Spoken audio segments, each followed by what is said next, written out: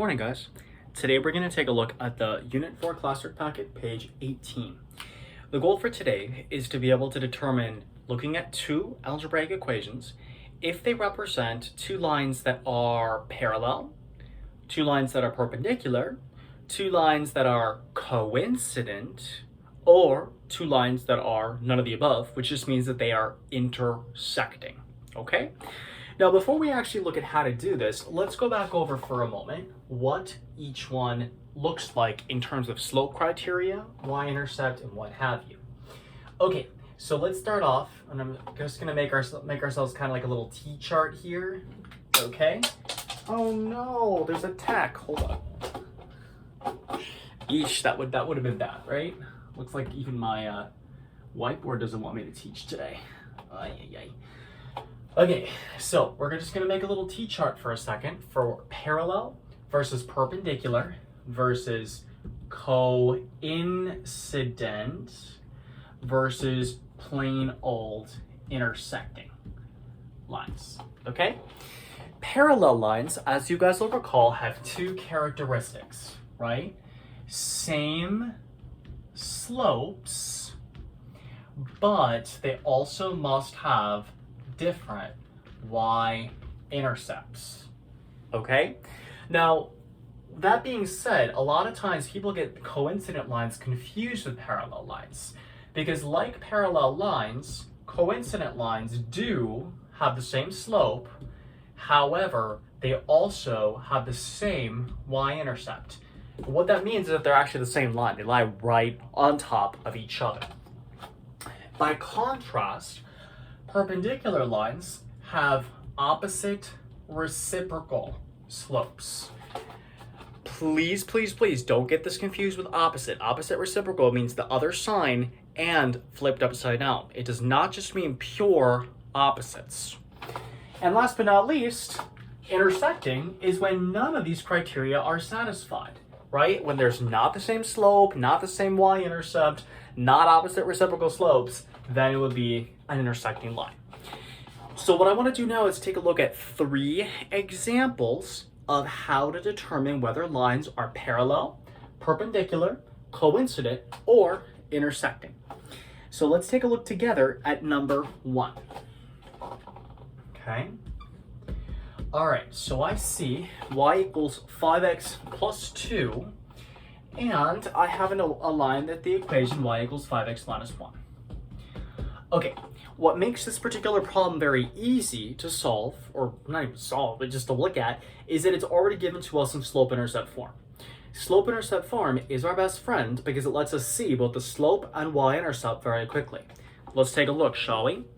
Okay, let's check the slopes first. Same slope.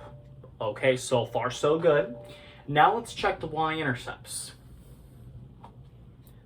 Different. Okay, which one of these has the same slope but a different y-intercept? Well, that would be parallel. So if I were to graph this, it would actually be two parallel lines. Now let's take a look at example number 3. Example 3 is a little bit more difficult. Can anybody think about why this one's a little bit more difficult? Well, it has to do with the fact that it's not given to us in slope-intercept form.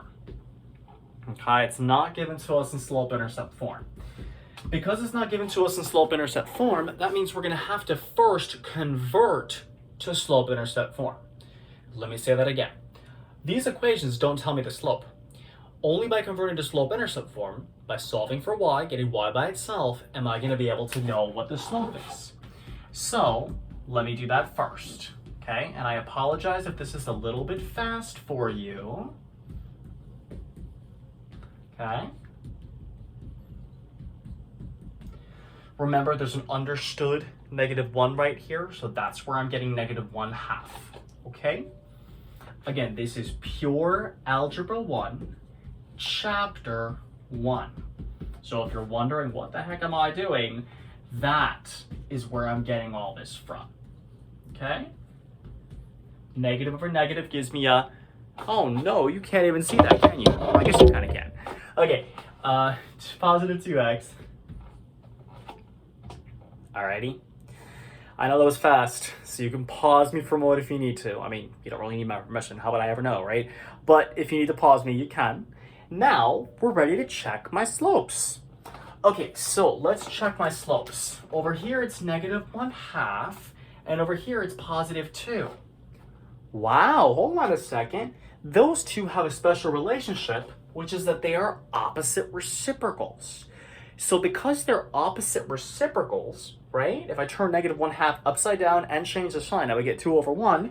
That means that this one right here is perpendicular, which we represent by using the upside down T.